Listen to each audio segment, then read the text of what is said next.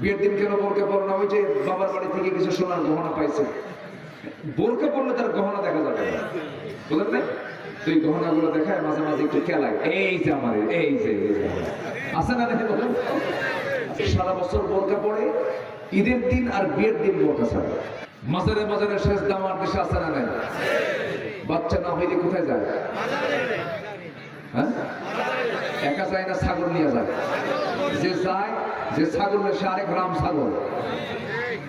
মাশাআল্লাহ, এত সুন্দর। আর এর আগে একটু পুরুষ মানুষ কম মনে হয় না, মহিলা বেশি, তাই তো মনে হচ্ছে। ওরা কিছুক্ষণ পর কি জায়গা দখল করে রেখে আল্লাহ যায়, ধীরে ধীরে শুধু এগিয়ে আসতেছে। অনেক মা বোন আজকের মাহফিলে আসছে। আল্লাহ আল্লাহ এই মা বোনদের এই সব অংশগ্রহণ করতে আল্লাহ কবুল করে, চলে বলি আমি। কিন্তু মায়েরা মাহফিলে ঠিকই বোরকা পরে আসে, কিন্তু মার্কেটে গেলে বোরকা ছাড়ে।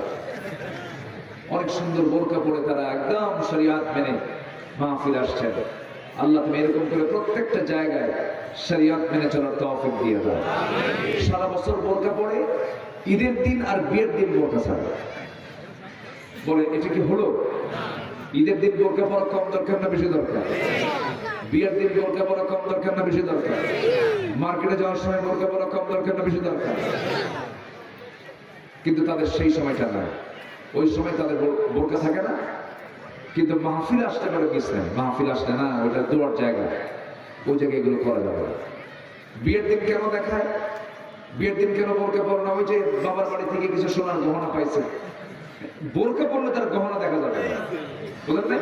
তো এই গহনাগুলো দেখায় মাঝে মাঝে একটু খেলায়, এই যে আমার এই যে আছে না, দেখে বলেন এই খেলাগুলো মারে, ঠিক না? আপনার এই সৌন্দর্য দেখাতে হবে স্বামীর সামনে। কার সামনে?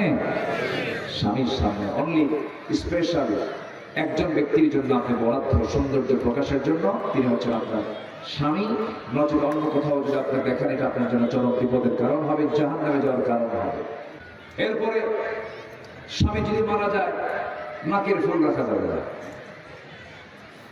কানের দুল রাখা যাবে না, হাতের অর্নামেন্টস রাখা যাবে না, কালার ওয়ালা কোনো কাপড় পরা যাবে না, সাদা কাপড় পরা থাকবে। মানে আল্লাহ ভুল করছে তার জীবিত রেখে তারও স্বামীর সাথে কবরে পাঠানো লাগবে।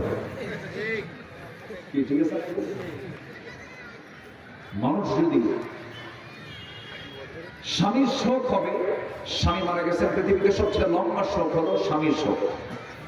পৃথিবীতে লম্বা শোক কিসের শোক বলেন তো? স্বামীর শোক।